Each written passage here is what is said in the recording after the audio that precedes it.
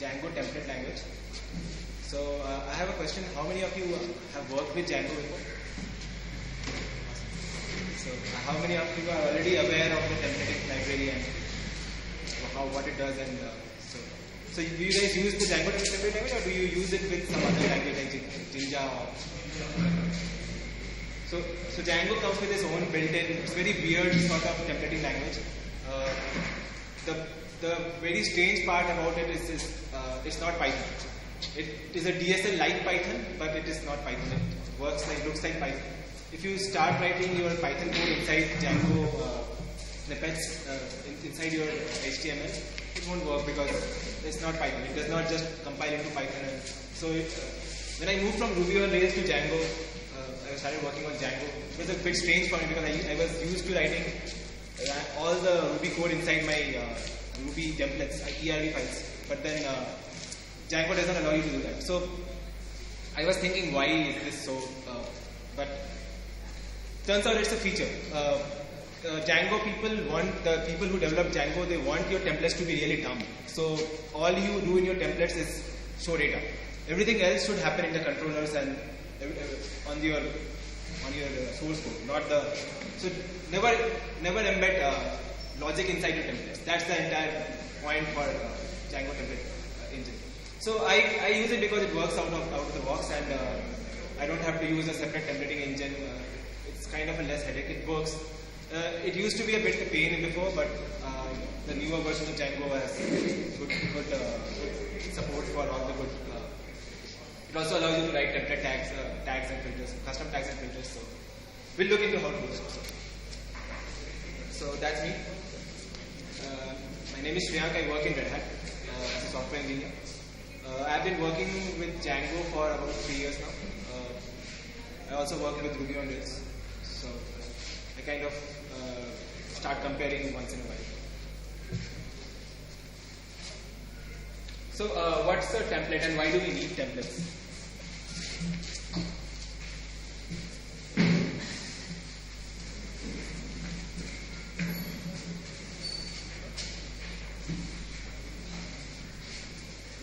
Yeah.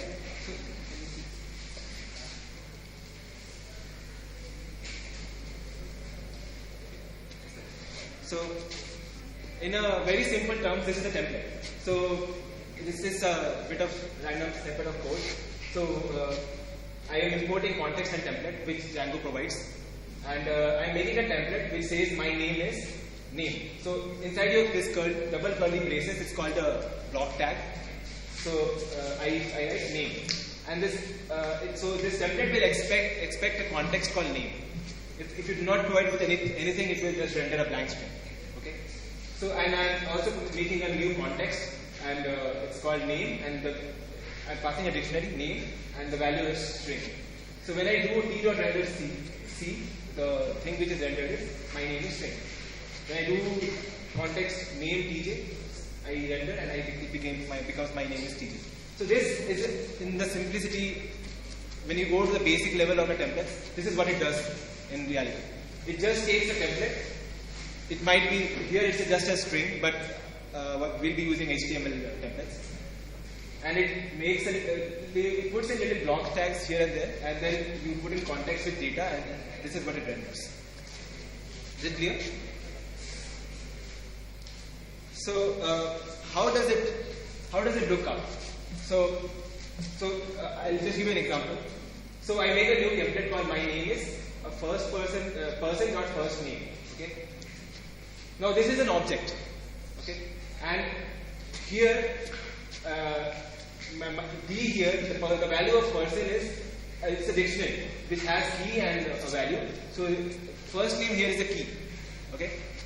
And when I do t.render context d, it gets John. So what it does is, so there are 3 types of lookups in Django. One is an array lookup, then there is a dictionary lookup. So this is a dictionary lookup. There is also an object lookup. So if you see here, I make a new object called person. I add a first name and a last name. So when I again do the same person.first name, it gets the first name as the context. So whenever I do a context when I pass in an object, so inside the curly block tags, dot first name is not an attribute anymore. It becomes a lookup. So first name, it looks like an object, but this is not really Python. It's just a context object. So it looks for first name as an attribute or maybe a key if the person is a dictionary inside person. So when I render, so here it's an array. Okay, I have elements as an array. It has 3 elements. So when I do elements dot 0, it renders calcium, right? When you do elements square bracket 0 doesn't work because it's not Python anymore. It's a DSL. So 0 dot, when I do a dot 0, 0 is the lookup value here. So it first checks what type is the context, the context object which you are passing. If it's an array, dot 0 is the first element. This is how it renders calcium.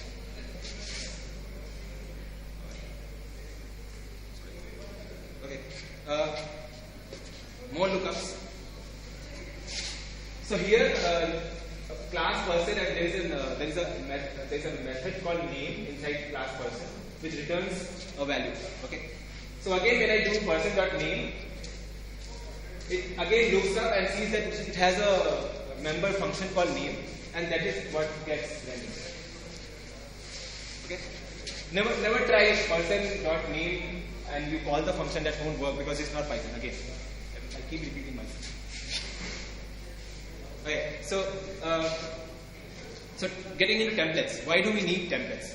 So here I have a basic index.html. It has a head and it has a title. It has a body and it has a small sidebar and it has content where I am writing something. Okay, so I hope you can visualize the page. So there will be a sidebar with links.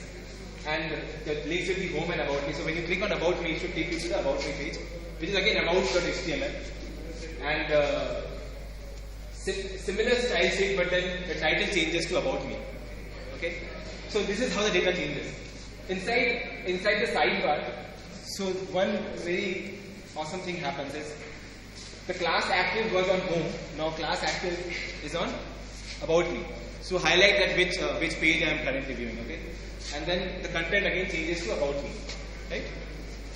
So for web developers, this is really tedious work, because when I'm changing, say I have to add a new page to my entire website. So I'll add a li class.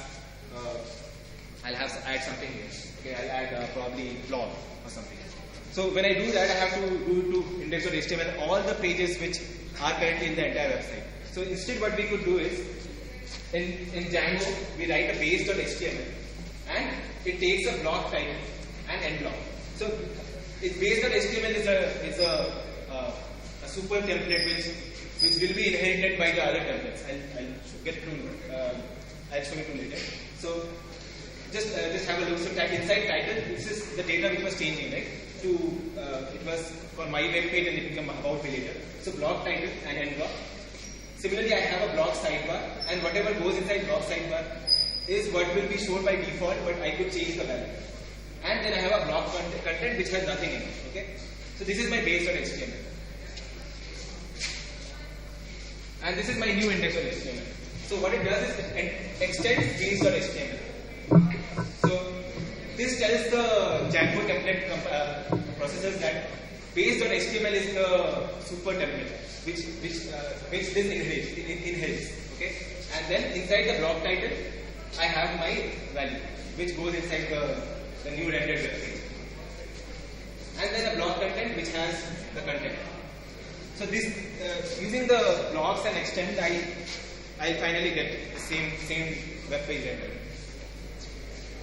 Again, about.html extends base.html, then about me inside the block title, and then I have this block sidebar which has class active for block.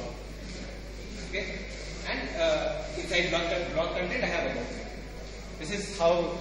So this is the overview of how Django templates work. I'll have a base.html, and I'll have other templates which inherit from base.html and have different data values. Okay, so what do I do from the view? from the view, this is the easiest way to render a template. There is this Django provides a shortcut called render to response. I'll import that, and then I'll get my data. This is how I get my data. So I have memes, which is coming from a function called get memes. I have a user, and then I return render to response. Memes.html is my template, which Django will be looking for inside the template tags, the class, inside the template directories. And this is my context. So memes has this value memes, and the user has this value user. These are objects. So from inside my template, I can look into those objects. So this is will be what goes inside my template. If user.lognet, welcome username, enter. So this is a simple if condition inside your Django template, and this is a simple for condition. I'll get into if and for later. But first I want to tell you about different nomenclature. It's called a block tag. So user here or user.log here is a variable, and these are the block tags. So these are the block tags. User.name is the block tag. So when I put in a double curly brace, and whatever put inside this will be rendered as is. While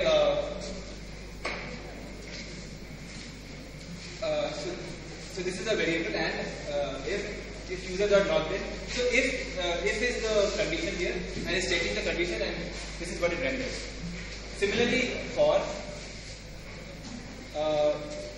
so this is called a filter. So when I do a meme.name and then the pipe title is a filter which is run on meme.name. I'll get into filters later. And this is a comment tag. So whatever you write inside a curly brace hash curly brace is a comment. Okay, this is the basic architecture of, this is how the building blocks of your Django templates. Any questions so far? Yeah.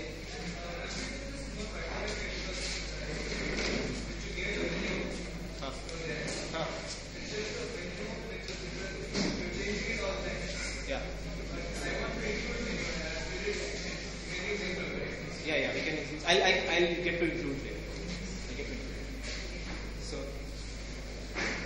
going forward, I'll cover some interesting Django tags.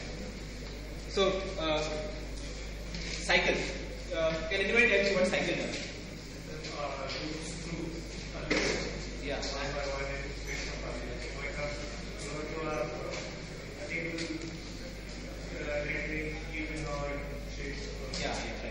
So that is the most common use case for cycle.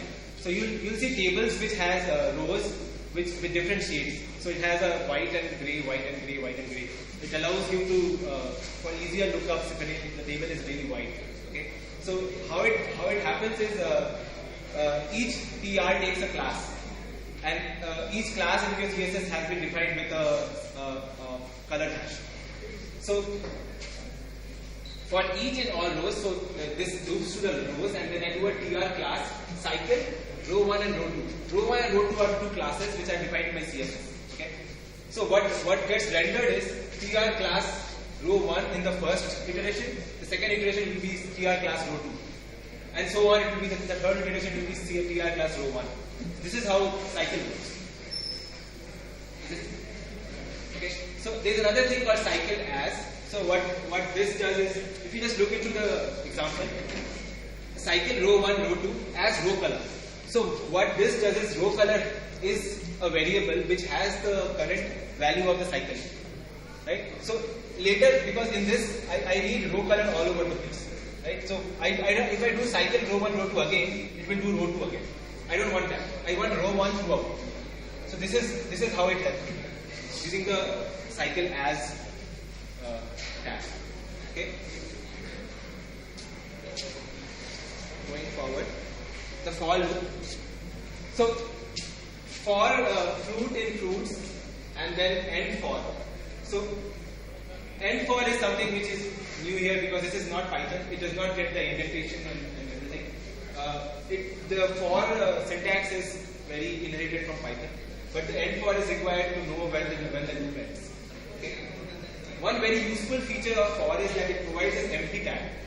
So what we'll generally do is, if we have an object called fruits, and in your database there is no fruits because you just started your application, right? There is no data in your entire application. Fruits will be an empty list. So what it does is it will probably loop through fruits and then it will find nothing, and it will not render the entire table or whatever you are looping through. Do you have a question? You have a question? Okay. So what empty does is, if fruits is empty, it will render a default text or whatever you want it to render. So empty fruit basket is what I render. Does it make sense? It's very helpful. Otherwise, what I have to do is I have to do if fruits is empty, and if it is empty, then I'll be rendering this. Else, I'll be doing the for loop. This kind of is more intuitive, right? Then looping through a dictionary. So if we are using Python, in Python it is dict.iterItems. Here it is dict.items. This is the way you iterate through a dictionary, and everything else is en.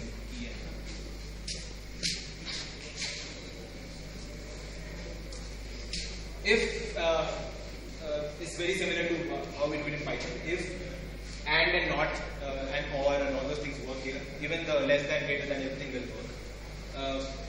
And elif, else, and just nothing new here. No surprises. Okay, so the include tag. Okay, Anurag and Ramesh are here. So I extend base.html, and I have this. So include. So I have a template called hate.html, in which all I write is I take a context and I write I hate that person. So this block of snippet I could include multiple times throughout my template. This is how we do it. Include hate.html with the context. And so what will get rendered is I hate Anurag, I hate